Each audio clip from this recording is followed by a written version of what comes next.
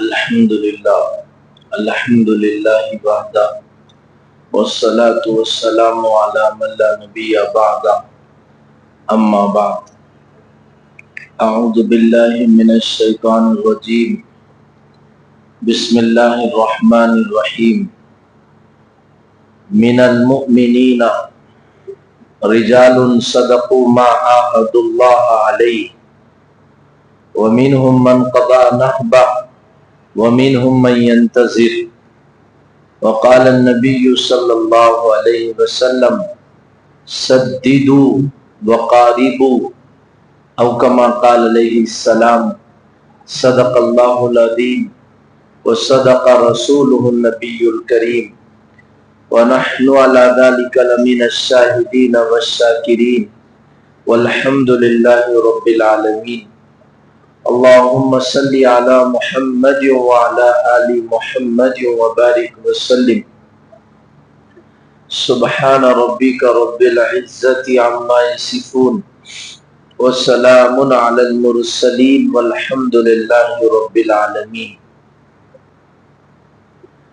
محترم بزرگان دین، مکرم سامعین کرام، معزز نوجوانان ذی قدر، السلام علیکم ورحمۃ اللہ وبرکاتہ۔ الحمدللہ رمضان عظیم الشان اپنی پوری شان و شوکت کے ساتھ ہم پر جلوہ گر ہوا۔ باسعادت اور خوش نصیب بندوں نے رمضان کی تمام برکتوں کو حاصل کرنے کے لیے جہد اور مسلسل کوششیں کی، اور ہم سب اللہ سے امید لگائے ہوئے ہیں کہ اللہ ہماری اعمال کو قبول کرے اور اس کو ہماری مغفرت کا ذریعہ بنائے۔ رمضان کے بعد ایک مسلم سماج میں ایک عجیب تبدیلی ہو جاتی ہے۔ اللہ سے، مسجدوں سے، اعمال سے اکثر ٹوٹ جاتے ہیں۔ اس لیے رمضان کے بعد آخر یہ رشتہ کمزور کیوں ہوتا ہے، اس موضوع پر کچھ باتیں آپ کی خدمت میں عرض کی جائیں گی۔ اللہ سبحانہ و تعالی ہم سب کو صحیح علم و عمل کی توفیق عطا فرمائے۔ یہ دنیا کا جو نیچر ہے وہ تبدیلی اور چینجز کے اوپر قائم ہے۔ دنیا بدلتے رہتی ہے، لوگ بدلتے رہتے ہیں، چیزیں بدلتے رہتی ہیں، ہر چیز کے اندر حرکت ہے، تبدیلی ہے۔ جھاڑوں میں ہے، انسانوں میں ہے، زمین میں ہے، پانی میں ہے، جو چیز بھی دنیا میں موجود ہے اس کے اندر چینجز پکا ہے۔ آپ ابھی سسرال کو چلے جائیے، گھر میں کوئی چھوٹا سا پودا ہے، ایک ہفتہ پانی نہ دیجیے پودا سوکھ جاتا ہے، اس کے لگنے والے پھول کم ہو جاتے ہیں۔ تو یہ فطری چیز ہے، تبدیلی ہونا۔ تو انسان کے اندر بھی تبدیلی ہوتی ہے، انسان بگڑتا ہے، گناہوں کی طرف زیادہ مائل ہوتا ہے، رب سے رشتہ ٹوٹ جاتا ہے۔ تو اللہ کی عادت یہ تھی، جب جب انسانوں میں بگاڑ آتا تھا پیغمبر کو بھیجتے تھے۔ پیغمبر آ کر انسان کی تہذیب کرتے تھے، ان کی تربیت کرتے تھے، ان کو فرشتہ صفت بنا کر پھر اللہ کے پاس چلے جاتے تھے۔ تو اب انسانوں میں تبدیلی تو ہونا طے ہے، انسان بگڑتا ہے اور بگڑنا بھی طے ہے، لیکن چونکہ اللہ نے ایک ضابطہ بنایا ہے، اب آپ آخری نبی ہیں، آپ کے بعد کوئی نبی آنے والے نہیں ہیں، لیکن انسانی بگاڑ یہ تو پکا ہے، انسان کے اندر تبدیلی ہونا یہ قطعی امر ہے۔ تو انسان بگڑتا ہے، سدھارنے کے لیے پیغمبروں کا آنا بند ہو گیا، تو کیا انسان کو ایسا ہی بگڑتا ہوا چھوڑ دیا جائے؟ تو اس کے لیے اللہ تعالیٰ نے ایک 30 دن کا کورس رکھا ہے، ایک 30 دن کی تربیت رکھی ہے، جس سے انسانوں کو بنانے اور انسان کو سنوارنے کی کوشش کی جاتی ہے۔ جیسے بچہ اسکول میں 9 مہینے 10 مہینے پڑھتا ہے، اس کے بعد ایگزام دیتا ہے، تو امتحان ہمارا رمضان کے بعد شروع ہو گیا۔ بچے کا ایگزام ہوتا ہے، 10 مہینے پڑھتا ہے، 1 مہینے میں 10 دن ایگزام دیتا ہے، 10 مہینے پڑھ کر 10 دن ایگزام دیتا ہے۔ ہمارا مسئلہ ایسا ہے 1 महीना पढ़ के 11 महीने एग्जाम देना है। ये पूरी जिंदगी अब इम्तिहान है रमजान के बाद। रमजान में हमने एक सब्जेक्ट पढ़ा है रोजे का, जो रोजा हमको तकवा और परहेजगारी देता है। पूरी जिंदगी परहेजगारी का इम्तिहान देना है। नाजायज चीज नहीं खाना है, नाजायज बात नहीं बोलना है, नाजायज काम नहीं करना है, हराम से, मुश्तबा से, मकरूह से, हर चीज से बचना। ये पूरी जिंदगी रोजे का असर है, इम्तिहान है जो हमारे साथ लिया जा रहा है। हमने रमजान में नमाजें पढ़ी है, 5 नमाजों का एहतमाम हुआ, 20 रकात तरावीह का एहतमाम हुआ। अब रमजान के बाद इस नमाज का इम्तिहान है। 5 वक्त की नमाज हो रही है तो हम इम्तिहान में कामयाब है। अल्लाह ने नेमत दी है, शुक्राना 2 रकात पढ़ रहे हैं तो हम इम्तिहान में कामयाब हैं। अल्लाह आजमा रहे हैं, मुसीबत आई है, अल्लाह से रुजू कर रहे हैं तो हम इम्तिहान में कामयाब हैं। पूरी जिंदगी का इम्तिहान है रमजान के बाद 11 महीने तक। हम रमजान में एक काम किए हैं, हमदर्दी। दस्तरखान पे बैठे 2 समोसे थे, 2 पकोड़े थे, 3 लोग थे तो हम दूसरे को खिलाए, हम नहीं खाए। इफ्तारी दूसरे के घर भी जाए, सदक़तुल फित्र दिए, ज़कात दिए, खैरात दिए, लोगों की मदद करते रहे पूरे रमजान में।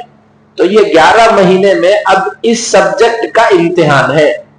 अब भी हम मदद करने वाले रहे, 11 महीने लोगों की गमखारी करने वाले रहे, 11 महीने लोगों के साथ हमदर्दी करने वाले रहे, तो फिर समझिए कि रमजान ने हमारे अंदर तब्दीली की है और हमारा रमजान हमारे लिए कबूल हो गया है।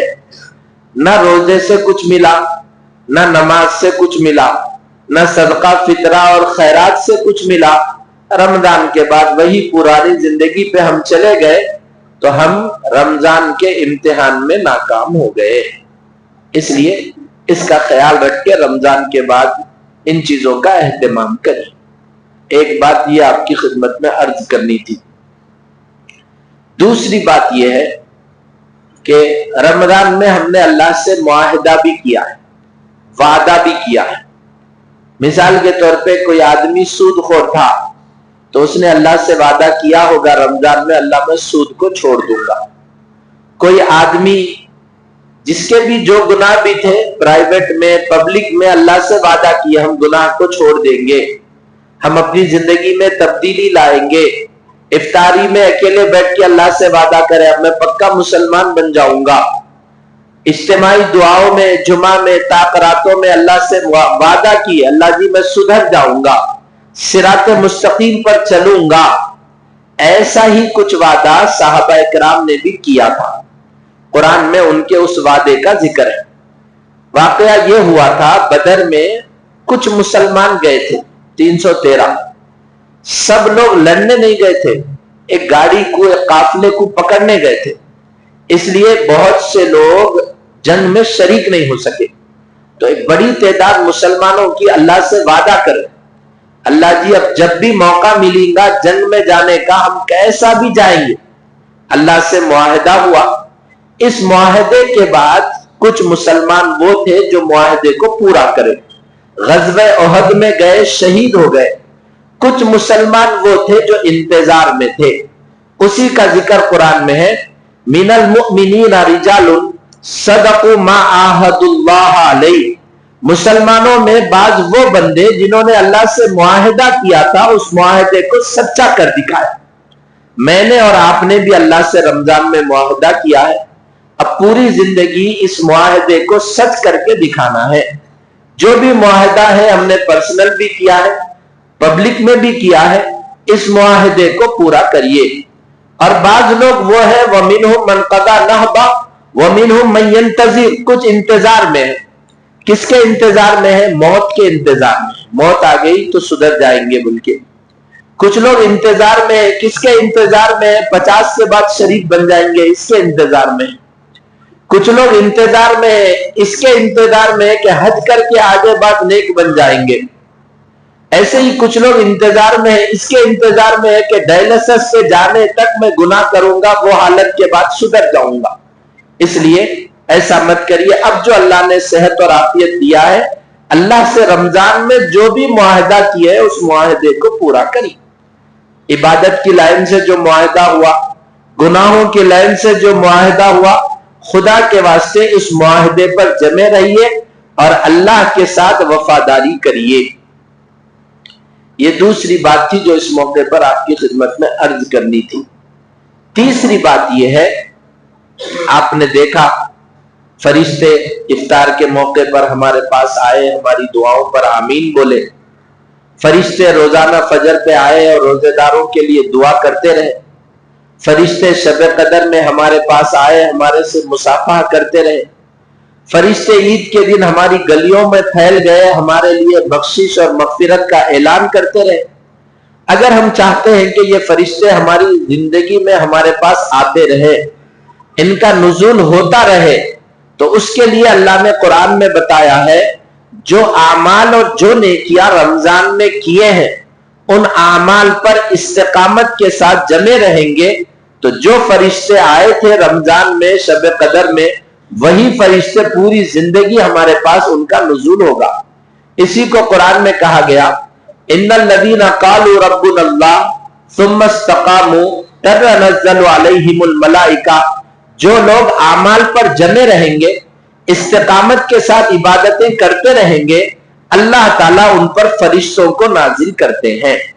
اسی لیے اگر آپ رمضان کی جیسی برکتیں چاہتے ہیں، فرشتوں کا نزول چاہتے ہیں، تو پھر رمضان میں بھی اعمال رمضان پر جمے رہیے، استقامت کے ساتھ کرتے رہیے، انشاءاللہ اللہ کی ویسے ہی برکتیں اتریں گی. یہ تیسری بات تھی جو آپ کی خدمت میں عرض کی گئی. ایسے ہی میں نے عید کے دن بھی آپ کے سامنے عرض کیا، کوئی ایسا بیٹا بتا دیجئے جو 1 مہینے کا بیٹا ہو، کوئی ایسی بیوی بتا دیجئے جو 1 مہینے کی بیوی ہو. لیکن میں ایسے بہت سے بندے بتا دوں گا جو 1 مہینے کے بندے ہیں، 1 مہینے کے مصلی ہیں، 1 مہینے کے مسلمان ہیں. اللہ معاف کرے، بہت بڑی بات ہے، لیکن آپ کے ضمیر کو جھنجھوڑنے کے لیے میں کہہ رہا ہوں 1 مہینے کے واسطے اللہ کو کرائے پہ رکھ لیے ہیں.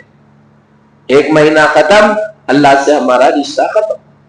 جیسے سائیکل لیتے تھے بچپنے میں 1 گھنٹے کے واسطے کرائے پہ، مسلمانوں نے مسجدوں کو، اللہ کو، اعمال کو 1 مہینے پر کرائے پر لے لیا. رمضان ختم تو ہمارا اللہ سے رشتہ ختم. ایسا مت کریے. استقامت کے ساتھ رمضان کے بعد بھی اعمال رمضان پر جمے رہیے. پوری پابندی کے ساتھ اللہ سے اپنا رشتہ عبادتوں کا مضبوط رکھیے.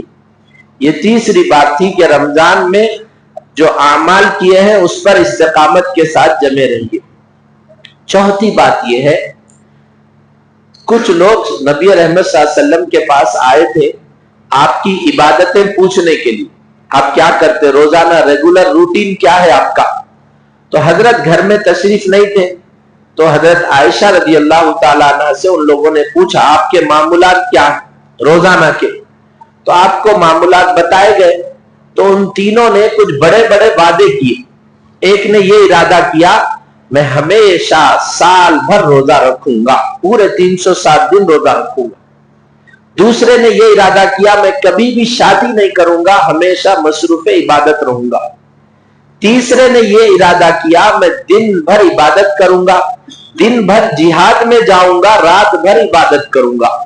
یہ ارادے یہ لوگ کرے اور چلے گئے. حضور آئے تو حضرت عائشہ نے فرمایا کہ یا رسول اللہ کچھ مسلمان ایسا عبادت کا ارادہ کیے. آپ مسجد میں تشریف لائے، مردوں سے خطاب کر کے کہا کہ اے لوگوں سددو وقاربو، میانہ روی، عبادتوں میں اعتدال پیدا کرو. اب ہم رمضان جیسی عبادتیں 20 رکعت تراویح پڑھو، 4 پارے پڑھو، 1 گھنٹہ ذکر کرو، یہ تو نہیں ہو سکتا ہے. اب رمضان کے بعد کم سے کم یہ 5 چیزوں کا تو اہتمام کریے. سب سے پہلے 5 وقت کی نمازوں کا اہتمام کریے. نماز کے بغیر ہمارے دین کا کوئی تصور نہیں. یہ بات ذہن میں رکھ لیجئے، میں مسلمان پیدا ہوا، 50 سال تک مسلمان رہا، یقینی نہیں ہے کہ میں اسلام پر مروں گا. کچھ ایسے کام آدمی زندگی میں کر لیتا ہے جس کی وجہ سے 7 سال کا مسلمان بڈھا بھی کفر پہ مرتا ہے۔ اس کی مثالیں میں آپ کو بتاؤں، ایک آدمی بیوی کو طلاق دے دیا، یہ سب بد عملیوں کا نتیجہ ہوتا ہے کہ آدمی آخر میں ایمان سے ہاتھ دھو بیٹھتا ہے۔ بیوی کو طلاق دے دیے، اس کے بعد بھی اس کے ساتھ رہنے لگے، مسلسل ایسا رہنے کی وجہ سے آدمی کافر ہو جاتا ہے، پھر وہ مسجد میں نماز بھی پڑھتا ہے، بیت اللہ کا طواف بھی کرتا ہے۔ حضور کے زمانے میں نبی کے پیچھے نماز پڑھنے والا، نبی کے ہاتھ پر کلمہ پڑھنے والا، نبی کی دعاؤں پر آمین کہنے والا، مرتے وقت اس کو کلمہ پڑھنے کو نہیں آیا۔ اتنے پورے کمالات تھے اس کے پاس، نبی کا زمانہ ہے، نبی کا دور ہے، نبی موجود ہے، وحی کا نزول ہو رہا ہے، اس زمانے میں ایک آدمی کو کلمہ پڑھنا نہیں آیا۔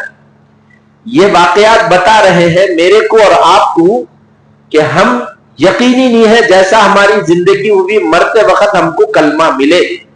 اس لیے ضروری ہے اپنی پوری زندگی کو ایک سسٹم کے تحت چلانا۔ اس میں ایک کام تو یہی ہے کہ 5 نمازوں کا اہتمام کریے، نماز کی برکت سے آدمی کا خاتمہ کفر پہ نہیں ہوگا، ایمان پر ہوگا۔ 5 نمازوں کا اہتمام کریے۔ دوسرا، گناہوں کو چھوڑ دیجیے۔ گناہ کرنے والا آدمی عام طور پہ کفر پہ مرتا ہے، ایمان سے ہاتھ دھو بیٹھتا ہے، گناہ کے ساتھ اسلام چل نہیں سکتا۔ ایک حدیث میں سرکار نے فرمایا، لا یسرق السارق حین یسرق وہو مؤمن، آدمی جب چوری کرتا ہے تو ایمان اس کے سینے سے نکل کے چلے جاتا ہے۔ اس لیے اللہ کے واسطے ایمان پر خاتمہ چاہتے ہیں تو گناہوں کو چھوڑ دیجیے۔ تیسرا، روزانہ کلام شریف، کلام اللہ شریف کا 1 رکوع پڑھی، 1 پارا بھی نہیں بول رہا ہوں میں، آدھا پارا بھی نہیں، پاؤ پارا بھی نہیں۔ آپ امبانی ہے، آپ جو ہے سو بہت مصروف ترین آدمی ہے، آپ کم سے کم 1 رکوع کا اہتمام کر لیجیے۔ روزانہ ناشتے سے پہلے 1 رکوع پڑھنا ہی پڑھنا ہے، کیا بھی ہو جائے 1 رکوع قرآن کا روز پڑھنا ہے۔ تیسرا کام، 10 منٹ روزانہ ذکر اللہ کا اہتمام کریے، کسی بھی وقت، رات میں سونے سے پہلے ہو، صبح اٹھنے کے بعد ہو، یا کسی بھی نماز کے بعد 10 منٹ اللہ کا ذکر کریے۔ قرآن میں کہا گیا، من اعرض عن ذکر الرحمن نقید لہ شیطان، ذکر چھوڑنے کی وجہ سے شیطان کا تسلط ہوتا ہے، وہ تسلط شیطان کا آدمی کو کفر تک پہنچا دیتا ہے۔ اس لیے چوتھا کام، کچھ نہ کچھ دیر ذکر اللہ کا اہتمام کریے، 5 منٹ صحیح اللہ کا نام لینا ہے بول کے بیٹھیے۔ 5واں کام جو ہے، جیسا ہم رمضان میں مدد کرے، ہمدردی کرے، صدقہ دیے، خیرات کرے، افطاری کرائے، زندگی بھر روزانہ ہفتے میں 1 بار کسی کی مدد کریے، کسی کے گھر کا سودا لا لیجئے، کسی کے گھر کا کچھ کام کر لیجئے، کسی کی فیس بھر دیجئے، کسی کی 100 روپے سے صحیح مدد کر دیجئے۔ مدد، ہمدردی، ایثار، غمخاری پوری زندگی بھر ہم کو کرنا ہے۔ تو رمضان کے بعد ان 5 کاموں کا اہتمام کیجئے، اللہ کی ذات سے امید ہے کفر پر ہمارا خاتمہ نہیں ہوگا۔ 1 نماز کا اہتمام، دوسرا گناہوں کو چھوڑ دیجئے، تیسرا ذکر اللہ کا اہتمام کیجئے، چوتھا قرآن شریف کم سے کم 1 رکوع پڑھیے، 5واں کسی کی مدد کریے، کسی کے اچھے میں آئیے، کسی کے لیے خیر کی چابی بنیے۔ یہ چند باتیں تھی رمضان کے بعد ہدایت اور معتدل اعمال کی طرف اشارہ کرنے کے لیے عرض کی گئی۔ اور ایک بات جو ہے، رمضان کے بعد یہ کیسے معلوم ہو کہ آج میں جو جمعہ پڑھا ہوں وہ جمعہ میرا قبول ہو گیا، اور یہ کیسے معلوم ہو کہ میرا جو رمضان ہے وہ قبول ہو گیا، اور یہ کیسا معلوم ہو کہ میں نے جو حج کیا ہے وہ حج میرا قبول ہو گیا۔ نیکی کرے سو قبول ہوئی بول کے کیسا معلوم ہونا۔ اس سلسلے میں ایک بات یہ ذہن میں رکھیے، اعمال کی 2 حیثیتیں ہوتی ہیں۔ ایک حیثیت ہے عمل کا اجر ملتا، آپ کچھ نیک کام کرتے ہیں اس پر آپ کو ثواب ملتا ہے۔ دوسرا، عمل کا ایک اثر ہوتا ہے، عمل کرنے کے بعد اس بندے پر اس عمل کا اثر ظاہر ہوتا ہے۔ جیسے نماز کے بارے میں کہا گیا، ان الصلاۃ تنہی عن الفحشاء والمنکر، नमाजी आदमी गुनाहों को छोड़ने वाला बनता है। तो नमाज का, रमजान का, हज का एक असर है। क्या है असर इसका? पीराने पीर शेख अब्दुल कादिर जिलानी रहमतुल्लाह अलैह फरमाते हैं, ये कैसे मालूम हो कि मेरा रमजान कबूल हो गया, ये कैसे मालूम हो कि मेरा हज कबूल हो गया? तो बोले देख लीजिए, रमजान के बाद इसकी जिंदगी में तब्दीली हो रही है, हज के बाद इसकी जिंदगी में तब्दीली हो रही है, नमाज पढ़ने के बाद इसकी जिंदगी में चेंजेस आ रहे हैं, तो समझ जाइए इनका रमजान कबूल हो गया। लेकिन जैसा वलीमे की शेरवानी निकाले, वलीमा हुआ, पहन लिए, वलीमा खत्म, शेरवानी उठा के रख दिए, मुसलमानों ने अल्लाह के रिश्ते को भी रमजान में पकड़े रखा, रमजान खत्म हो गया तो अलमारी में वो रिश्ते को उठा के रख दी। अगर ऐसी सूरत हाल रही, ना हमारा रमजान कबूल, ना हमारा हज कबूल। कुछ तो तब्दीली होना चाहिए। एक गाना 3 घंटे का फिल्म देख के आने के बाद, वो सैयारा नाम का जब फिल्म निकला था, पोटे रोने लगे बाहर जाके, थिएटरों में रोने लगे वो फिल्म देखकर। मेरे भाई 30 दिन तो हम भी रोए हैं किसी की बारगाह में, उसका असर मेरी जिंदगी में हुआ या नहीं हुआ वो देख लीजिए। गौर करिए, 30 दिन जो गुजरे थे, क्या मेरी जिंदगी उससे बदली? अगर बदली तो मेरा रमजान कबूल हो गया, मेरी जुबान मुसलमान हो गई, मेरी आंख मुसलमान हो गई, मेरा टाइम टेबल जिंदगी का एक सेट हो गया, मैं 5 वक्त का नमाजी बन गया, मैं लोगों से नर्म गुफ्तगू करने वाला बन गया, मैं लोगों की मदद करने वाला बन गया। एक 30 दिन में एक अमल भी अगर मेरी जिंदगी में बदल गया तो समझिए कि मेरा रमजान कबूल हो गया। लेकिन जैसा लिफ्ट में चढ़े थे, पहली मंजिल पर, ऊपर जाके लिफ्ट फिर वापस नीचे आ जाती, यही सूरत हाल बाद मुसलमानों का रमजान के बाद होता है। जहां ठहरे थे शाबान में, आज अब वहीं पे ठहरे हो, वही मंजिल पे ठहरे हुए। ऐसा मत करिए, अल्लाह के वास्ते अपनी जिंदगी को बदलीजिए, तभी हमारा रमजान कबूल होगा। ये चंद बातें थी जो रमजान के बाद क्या करना चाहिए, कैसे अपनी जिंदगी को तब्दील करना चाहिए, इस उन्वान से आपकी खिदमत में अर्ज किया गया। आखिरी और अहम बात यह है, रमजान के बाद शव्वाल के 6 रोजे रखे जाते हैं। आमतौर पर लोग यही समझते हैं ईद के बाद मुसलसल 6 दिन के रोजे रखना है, वो नहीं रखे तो फिर नहीं रख सकते आगे। ऐसा नहीं है, आप पूरे शव्वाल में कभी भी 6 दिन के रोजे रख सकते हैं। असल तो मसनून तरीका यही है, 2 शव्वाल से 7 शव्वाल तक पूरे 6 रोजे रहना है। क्या होगा? आप अलैहिस्सलाम ने फरमाया, जिसने रमजान के 30 रोजे रखे और शव्वाल के 6 रोजे रखे, उसको साल भर रोजे रखने का सवाब मिलेगा, 360 दिन रोजे रखने का सवाब मिलेगा।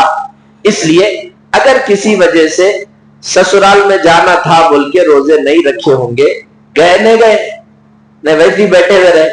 बाद लोग बोल रहे अब हम बुढ़े हो गए, ससुराल में जाना जरूरी है क्या? बुढ़े हो गए तो भी जाना, अगर ससुराल वाले जिंदा है तो। बहरहाल किसी वजह से अगर आप 6 दिन रोजे नहीं रख सके हैं, तो अब भी पूरा शव्वाल के 20 दिन बाकी है। पीर जुमेरात करके ऐसा 6 रोजे रख लीजिए, ताकि 360 दिन रोजे रखने का सवाब मिल जाए। एक बात यह थी। दूसरी बात यह है, रमजान में कुछ बंदों ने रोजे छोड़ दिए। रोजे छोड़ने वाले 2 किस्म के लोग थे। एक सुस्ती, गफलत, शैतानी, नफसानी तकाजे से रोजे छोड़ दिए। इन लोगों को रमजान के बाद वो छोड़े हुए रोजों की कज़ा करना है, औरतें छोड़े हो या मर्द छोड़े। एक रोजा अगर मेरे जिम्मे में बाकी रह गया, जन्नत का फैसला होने के बावजूद मेरे को जहन्नम में जाना पड़ेगा। इसीलिए अगर किसी के पास कुछ रोजे कज़ा है, किसी वजह से बाकी है, अब जो है सो उन रोजों की कज़ा कर लीजिए। 4 रोजे बाकी है तो 4 की कज़ा करिए, 10 बाकी है तो 10 की कज़ा करिए। ये कर्ज है अल्लाह का जो अदा करना ही करना है। मैं आपसे 5,000 रुपए लिया तो वो 5,000 रुपए आपको देना जैसा कर्ज है, ये नमाज, ये रोजा अल्लाह का कर्ज है, इसको अदा करना ही करना है।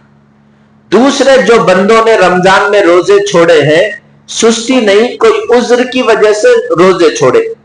عذر کی وجہ سے جو لوگ روزے چھوڑے ہیں یہ بھی دو قسم کے ہیں. ایک وہ لوگ ہیں جو روزے رکھ ہی نہیں سکتے. شیخ فانی, ایسا بوڑھا آدمی جو بہت عمر دراز ہے, روزہ رکھنا اس کے لیے ممکن ہی نہیں, اس کو شیخ فانی کہتے ہیں. دوسرا مرض دائم, ایسی بیماری جو مسلسل چل رہی ہے, ڈائلسس ہے, روزانہ کرنا ہے. کوئی ایسی بیماری ہے مسلسل آدمی کوما میں, 40 دن ہو گئے کوما میں, پورا رمضان 2 مہینے ہیں. ایک بندی, دیکھیے اللہ ہم سب کو عافیت سے رکھے, اس لیے کچھ بھی توجہ نہیں ہو رہی. 55 دن سے ایک لڑکی جو ہے سو کرناٹک کی کوما میں, 55 دن سے. تو ایسی کوئی صورتحال ہوئی جس کی وجہ سے آدمی روزہ رکھ ہی نہیں سکا, آگے بھی روزہ نہیں رکھ سکتے, ایسا ہے. تو پھر یہ دونوں, شیخ فانی, مرض دائم, ہمیشہ کی بیماری جس کو لگی ہوئی ہے, آگے ٹھیک ہونے کا امکان ہی نہیں ہے, ایسے آدمی کو ایک روزے کا فدیہ دینا ہے. صدقۃ الفطر میں جتنا فدیہ دیے وہ ایک روزے کا فدیہ اتنا ادا کر دینا ہے. دوسرا معذور آدمی وہ ہے جس کا عذر عارضی طور پہ, ایک 4 دن 1 ہفتہ طبیعت خراب رہتی یا 15 دن طبیعت خراب رہتی, پھر طبیعت میں بحالی ہے, 10 دن طبیعت ٹھیک ہو جاتی, ان 10 دنوں میں 1-2 روزوں کی قضا کر لے. 20 دن طبیعت ذرا خراب رہتی, پھر ایک 5 دن طبیعت ٹھیک ہو جاتی, تو ان 5 دنوں میں 1 روزے کی قضا کر لے. اس طرح پورے سال جب بھی صحت ملی, طبیعت میں بحالی دکھ رہی ہے, ایک ایک کر کے روزے کی قضا کرنا ہے. اب عام طور پہ لوگ چونکہ مسئلے پوچھتے نہیں, اپنے کو مفتی اعظم سمجھتے, جمعہ میں بیٹھ کے ہمارا بیان سن لے کے یہ سمجھ لیتے اب اپن مجدد الف ثانی ہو گئے, اس لیے اپنے سے سب کچھ فیصلے کر لیتے ہیں. ایسا مت کریے. جو آدمی مریض ہے لیکن مرض وہ عارضی ہے, ایک 15 دن بی پی ڈاؤن رہتا, اس کے بعد تھوڑا جو ہے طبیعت بحال رہتی, تو ایک ہی دن روزہ رکھیے, مسلسل 2-3 دن روزے مت رکھیے, ایک ایک دن کر کے پورے رمضان کے قضا کر لیجئے. لیکن جو آدمی واقعی بہت معذور ہے, ایک روزہ رکھنے کے بعد طبیعت بگڑ جا رہی ہے, تو پھر ایسا آدمی اپنا فدیہ دے دے. ایک صدقۃ الفطر جو ہم 2.25 کلو گیہوں دیے ہیں, وہ 2.25 کلو ایک روزے کا صدقۃ الفطر ہے, اس کا اہتمام کریں. ایسے ہی بعض خواتین بھی روزے چھوڑ دیتے ہیں عذر کی وجہ سے, تو یہاں بھی ایک مسئلہ ذہن میں رکھ لیجئے. 2 چیزیں ہیں, نماز چھوٹتی ہے, دوسرا عورتوں کے روزے چھوٹتے ہیں. نماز کی عورتوں کو قضا کرنا نہیں ہے, لیکن روزوں کی قضا کرنا ہے. وجہ یہ ہے روزانہ عذر ہے ان کو ہر مہینے, تو اگر ہر مہینے میں 10-10 دن کے نمازاں پڑھو بول تو عورتوں کے لیے مشکل ہو جاتا. اسی لیے اللہ نے عورتوں کو نماز تو معاف کیا ہے, لیکن رمضان میں چاہے ڈیلیوری کی وجہ سے روزے نہ رکھے ہوں یا عذر کی وجہ سے روزے نہ رکھے ہوں, وہ خاتون بھی ڈیلیوری کے ایام پورے ہونے کے بعد سال میں دودھ اگر پلانے میں تکلیف ہو رہی ہے تو پھر 15 دن میں 1 روزہ, 20 دن میں 1 روزہ رکھ کے پورے رمضان کے 30 دنوں کی قضا کرنا ہی کرنا. 15-20 سال ہو گیا, ایسے کوئی مسئلے آ کے لوگ پوچھتے ہی نہیں, مول صاحب گھر میں گھر والوں کے ایسے روزے چھوٹ گئے, کیا کرنا چاہیے؟ کیونکہ لوگوں کو احساس ہی نہیں ہے کسی چیز کا. ہاں یہ مسئلہ پوچھتے ہیں, مول صاحب ہمارے ابا کا انتقال ہوا, ذرا دعا کریے. یہ دوا کرے تو وہ دعا کام میں آتی. روزوں کی قضا یہ دوا ہے. اگر والد کا انتقال ہو گیا 15 رمضان میں اور 15 دن ابا بیمار تھے, روزہ نہیں رکھے, ابا کوما میں تھے, 16ویں رمضان کو انتقال ہو گیا, تو ان کے 15 روزوں کا فدیہ دینا ہے. میراث میں سے فدیہ ادا کرنا ہے, بابا کی دولت میں سے بابا کے 15 روزوں کا فدیہ دینا. اس لیے یہ فدیے کا اہم مسئلہ ہے, اس کو ذہن میں رکھ لیجئے. جو لوگ روزہ نہیں رکھ رہے وہ روزے کا اہتمام کیجئے. رمضان میں بھٹی چلانے والے ٹیلروں کا تو رمضان کپا سے کپا ہوتا ہے, بعض لوگ تو روزے ہی چھوڑ دیتے ہیں. ان کو بھی ہے کہ سال میں رمضان کے روزوں کی قضا کرتے رہیے, 15 دن میں 1 بار, ہفتے میں 1 بار. پیر جمعرات کے روزے رہ جائیے, پیر جمعرات کا بھی ثواب مل جائے گا اور رمضان کے روزوں کی قضا بھی ہو جائے گی. یہ چند باتیں تھی جو رمضان کہ روزے اور فدیے کے سلسلے میں آپ کے سامنے عرض کی گئی، ایسے ہی کوئی رمضان میں بچے کو دودھ پلانا ہے بول کے روزہ نہیں رکھے تو انہوں رمضان کے بعد روزے کی قضا کرنا ہے۔ ابھی بھی ایک ساتھ نہیں رکھیں، ہفتے میں ایک دن رکھیں لیکن روزے کی قضا کرنا ہے، 15 دن میں ایک رکھیں لیکن روزے کی قضا کرنا ہے۔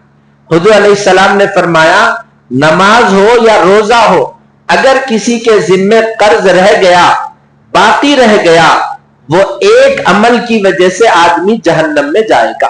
پوری زندگی میری کلیئر ہے لیکن ایک نماز میں چھوڑ دیا، اس کی قضا ادا نہیں کر کے میں مر گیا، وہ ایک نماز کی وجہ سے اللہ مجھے جہنم میں ڈالیں گے۔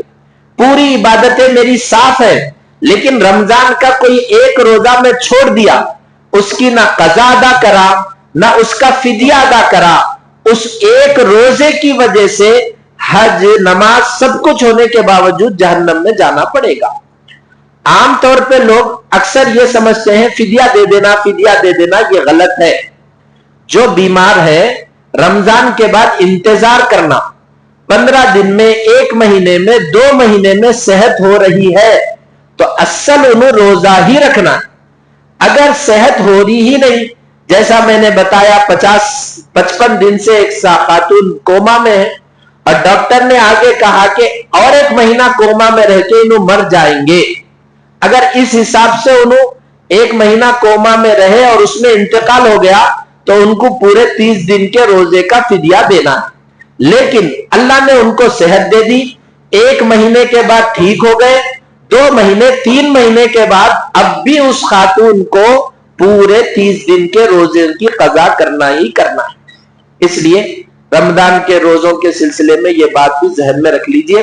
ایسے ہی بعض بوڑھے لوگ جو صرف شوگر ہے بول کے روزہ نہیں رکھتے، وہ بھی معذور نہیں ہے۔ شوگر، بی پی، یہ بخار، سردی کے ویسی بیماری ہے، رمضان میں ٹھیک ہے مسلسل رکھنے میں نقصان ہوا ہوگا، 10 دن میں ایک دن روزہ رکھیے۔ صحت اگر متاثر ہو رہی ہے تو مت رکھیے۔ ایک دن روزہ رکھنے کے بعد شوگر میں کوئی مسئلہ نہیں ہوا، بی پی میں کوئی مسئلہ نہیں ہوا تو ہفتے میں ایک دن، ہفتے میں ایک دن، ہفتے میں ایک دن، اس طریقے سے پورے 30 روزے مکمل کر کے قضا کر لیجئے۔ یہ چند باتیں تھی جو آپ کی خدمت میں عرض کی گئی۔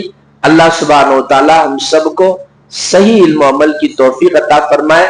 ایسے ہی آپ لوگوں سے گزارش یہ ہے 15 منٹ کے بعد، 20 منٹ کے بعد آ کے جمعہ میں مت بیٹھیے، شروع سے آ کر جمعہ میں بیٹھیے، پھر انشاءاللہ سال بھر مسجد سے جڑے رہنے کی توفیق ملے گی۔ ایک عربی شاعر کا شعر ہے، اس کا ترجمہ میں کر دیتا ہوں۔ اے مسلمانوں، تم کیا سمجھتے ہو کہ قرآن آسمان پر اٹھا لیا گیا؟ نہیں، قرآن آج بھی تمہاری مسجدوں میں رکھا ہے اور تم کو دعوت دے رہا ہے۔ اے مسلمانوں، کیا تم سمجھتے ہو کہ تمہاری مسجدیں بند کر دی گئی جیسا کہ اقصی کی مسجد بند کر دی گئی؟ نہیں نہیں، تمہاری مسجدیں کھلی ہیں، اس کے دروازے آج بھی تمہارا انتظار کر رہے ہیں۔ اے مسلمانوں، تم کیا سمجھتے ہو کہ تمہارا اللہ مر گیا ہے یا تمہارا اللہ رمضان کے بعد سو گیا ہے؟ ایسا نہیں ہے، اللہ زندہ ہے، آج بھی وہ فجر میں تمہاری عبادت کا انتظار کر رہا ہے۔ اے مسلمانوں، تم اللہ سے تو یہ چاہتے ہو کہ اللہ تم کو دل کھول کر رزق دے، لیکن اللہ بھی تو تم سے یہ چاہتا ہے تم دل کھول کر اس کی بندگی کرو۔ اللہ تعالی ہم سب کو رمضان کے بعد بھی مسجدوں سے، قرآن سے، اعمال سے جڑا رہنے کی توفیق عطا فرمائے۔ وآخر دعوانا الحمدللہ رب العالمین۔